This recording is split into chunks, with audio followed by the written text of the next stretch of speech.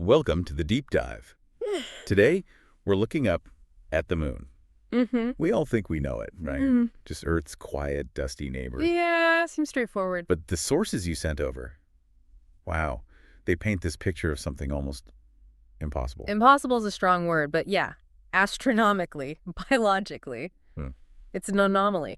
According to, standard astrophysics, it really shouldn't exist the way it does. So our mission today, our deep dive, is to get past that dusty surface. Right. We'll unpack the scientific problems around its origin, look at its absolutely crucial role for life here. Which is huge. And then dig into these, frankly, startling number patterns in the Earth-Moon system, patterns that seem to suggest deliberate design. It's a provocative idea, definitely. So the question for you listening is our moon some kind of cosmic miracle, or is it maybe a message? A big question. Okay, let's unpack this. How about we start with why scientists are kind of tearing their hair out over how it even got here in the first place? Yeah, let's do that. What's fascinating here is, well, the scientific community basically had to toss out all the old theories. Like fission, co-accretion, capture. Exactly. Fission, co-accretion, intact capture.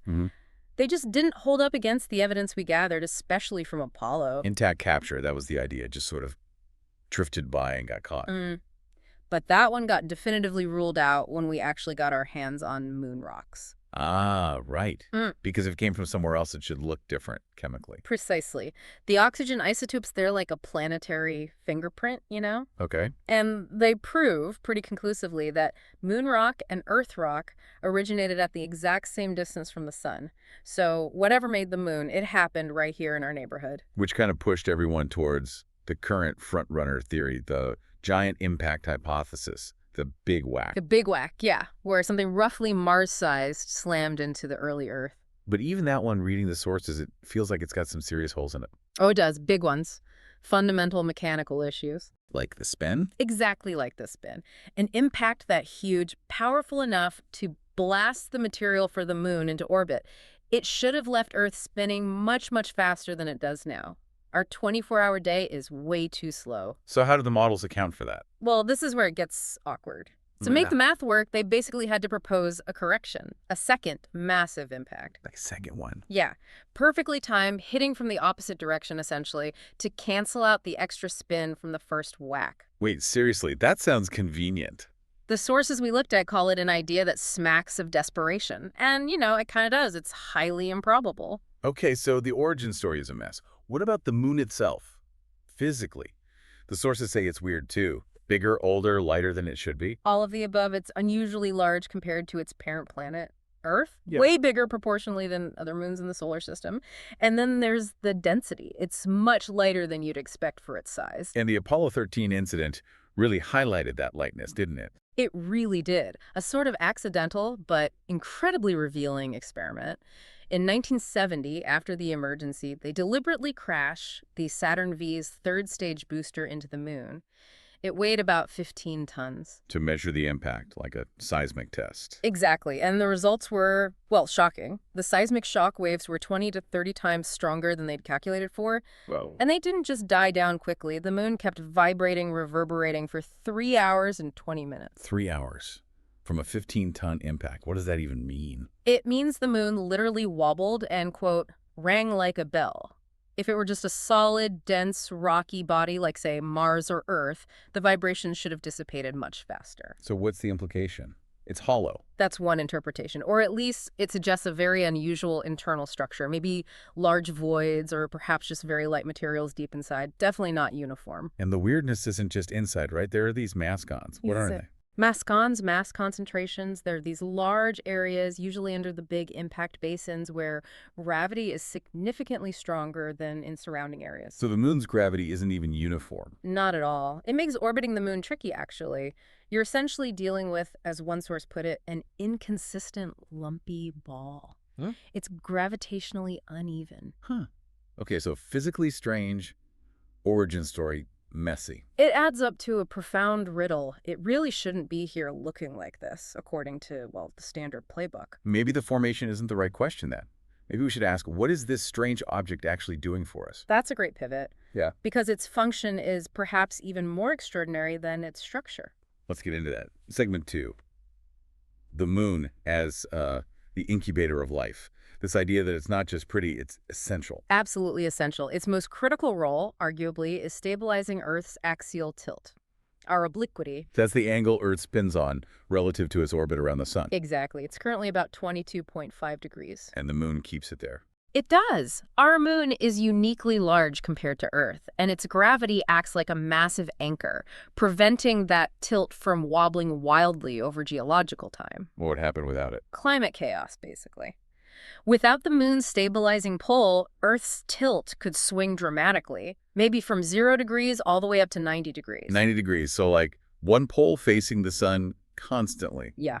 Imagine one hemisphere in perpetual daylight and scorching heat, the other in permanent night and deep freeze. Not exactly friendly for complex life. So that stable 22.5 degrees gives us our predictable seasons. The sources call Earth the perfect crucible for advanced life because of this. Precisely. But it wasn't just a passive stabilizer. Early on, the moon played a much more active role. How so? Well, shortly after it formed, the moon was much, much closer to Earth. Maybe 10 times closer. Wow. What would that do? Tides. Absolutely colossal tides, perhaps 1,000 times stronger than the ones we see today. 1,000 times. Like global tsunamis. Pretty much. And because the early Earth was spinning faster, these massive tides would have swept across the planet every few hours. A constant planet-wide churning. Sounds incredibly violent. Like a giant washing machine. That's a good analogy. This constant violent tidal action caused incredible erosion, pulverizing the early land masses, grinding rocks down, and washing enormous quantities of minerals into the oceans, creating that primeval soup. Okay, so it helped create the soup.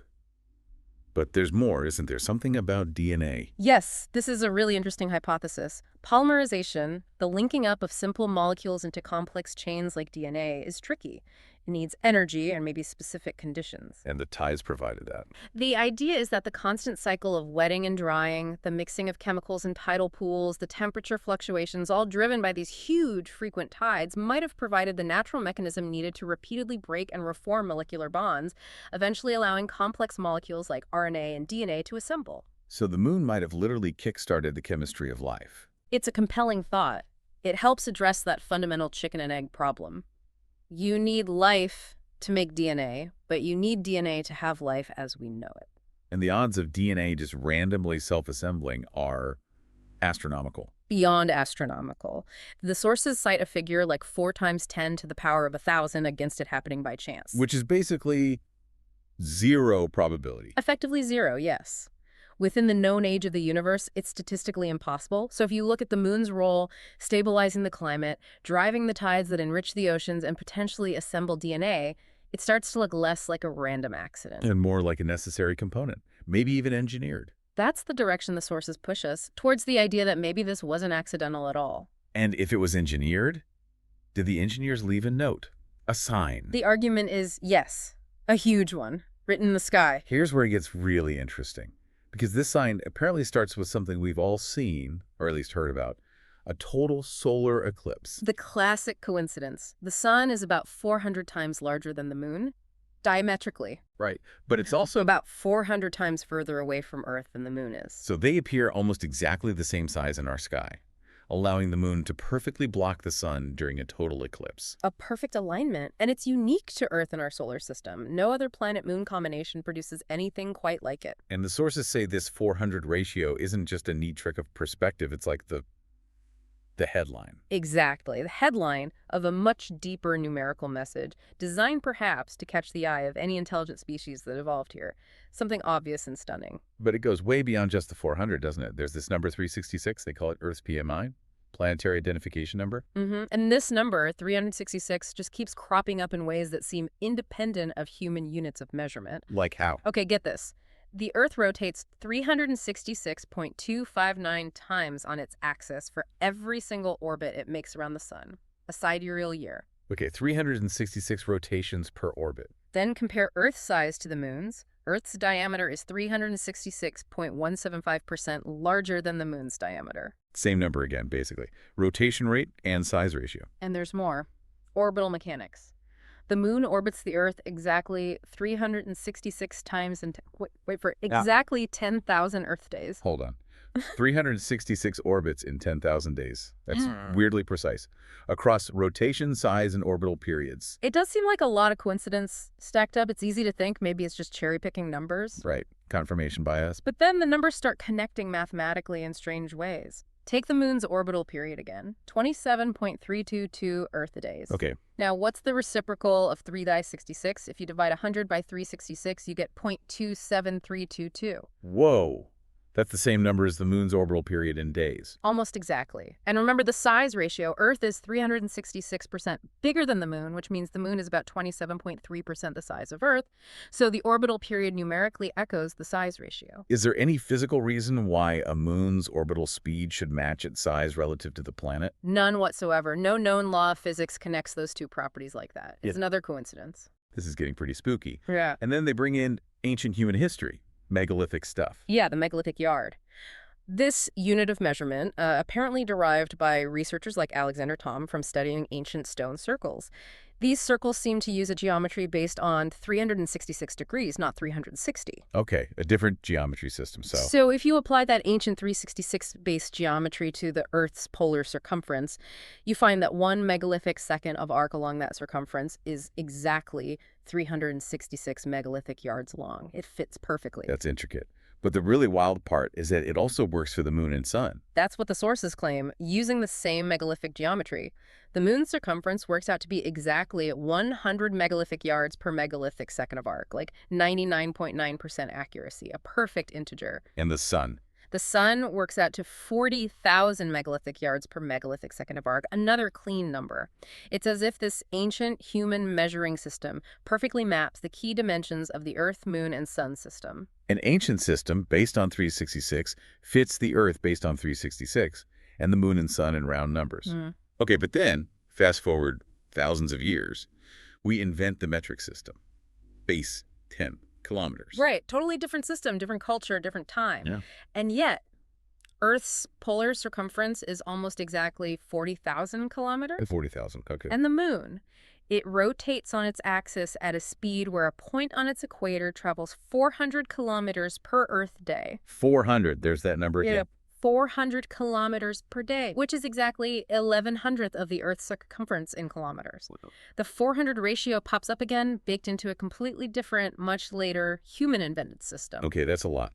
The 400 ratio, the 366 pi showing up in rotations, sizes, orbits, the reciprocal relationship, the megalithic yard connection, and the metric system connection. It's a dense web of numerical correlations, spanning astronomy, geometry, and multiple human measurement systems, ancient and modern. So where does that leave us? What are the options here? According to the analysis in these sources, if you rule out sheer, unbelievable coincidence, you're basically left with two possibilities. Which are? Either there's some completely unknown, undiscovered law of astrophysics linking all these things together in a way we just don't understand yet, or it was consciously designed, deliberately constructed to contain these relationships. This raises an important question. Yeah. If it was designed, who or what could possibly have done it? Well, the sources propose what they admit is the simplest, though also the weirdest, hypothesis. It was built by an unknown creative agency, or UCA. An unknown creative agency. Okay. Aliens? Gods? The sources go somewhere even more radical. Their conclusion, based on trying to fit all these facts, is that the UCA is us, future humanity. Wait, future humans traveled back in time to build the moon. That's the core idea. They call it the Mobius mission. The Mobius mission, Yeah. because it loops back on itself. We build the moon to allow us to evolve so we can eventually build the moon. Precisely. The logic is that future humans would know, scientifically, that Earth needed a large, stabilizing moon with specific tidal properties to allow for complex life and their own eventual evolution. So they came back and built it. How? The sources mention black holes. Yeah, the speculation involves incredibly advanced technology, perhaps using something like miniature black holes to strip lighter elements from, say, a proto-Earth or another body, leaving behind the denser core, and using the lighter material to construct the moon, explaining its weirdly low density, And they'd know we'd evolve with 10 fingers. leading to base 10 math, making the 400 ratio meaningful to us eventually. And they'd know we'd invent the megalithic and metric systems. Or perhaps they guided the development of those systems subtly, or simply built the cosmic numbers to fit systems they knew we would inevitably develop based on our planet and our biology. The moon, in this view, isn't a mystery to be solved, but a message and a tool built by our own descendants. Okay, my head hurts a little. But there's one more piece, isn't there? The idea that the full message, the instructions maybe, aren't just in the sky. Right. The final, really speculative step in the hypothesis. Where might the UCA leave the detailed blueprints, the really complex information, perhaps encoded in our own biology, specifically in the so-called junk DNA? Junk DNA. Yeah. The parts that don't seem to code for proteins. Exactly. Large portions of our genome that don't have an obvious function yet are highly conserved, meaning they don't change much over evolutionary time. Why conserve useless code? Unless it's not useless. Unless it's a message. The sources propose taking a large chunk of this conserved, non-coding DNA, maybe 1 million base pairs, and displaying it visually as a grid. Specifically, a grid whose dimensions are based on Earth's pin number, 366, and its reciprocal, 273. They suggest a grid of 663 by 273 pixels. Displaying DNA data on a grid based on the Earth mode numbers, hoping a picture or pattern emerges. That's the idea. The ultimate instruction manual, maybe for the technology they used, hiding in plain sight within our own cells, waiting for us to figure out the cosmic numbers to unlock it. Wow, okay. That's a lot to take in. It is. It connects astronomy, biology, ancient history, mathematics. So what does this all mean when you step back from all the details? It means the moon, our familiar moon, is one of the deepest mysteries we know of. It's geologically anomalous. It seems absolutely essential for life as we know it. And although it appears to be encoded with these incredibly precise numerical patterns. Patterns linked to Earth's most fundamental properties, rotation, size, but also, bizarrely, to human systems of measurement, both ancient and modern. Yeah. And the sheer density of these interconnected coincidences makes dismissing it all as random chance very difficult, statistically speaking. So if it's not chance, and it's not some totally unknown physics, the remaining option presented is conscious design. The Mobius mission hypothesis, that our future selves engineered our past, including the moon, to ensure our own existence. It sounds like science fiction, but the sources argue it's the explanation that best fits the known scientific facts, weird as it sounds. And it leaves us with a truly provocative final thought. If our descendants built the moon to make us possible, did they also leave us the key to becoming them? Could the instructions for the next great leap, maybe even time travel technology itself, be waiting? Waiting either in the strange structure of the moon itself, or maybe, just maybe, encoded in that junk DNA inside every single one of us, ready for us to find when we finally know how and where to look.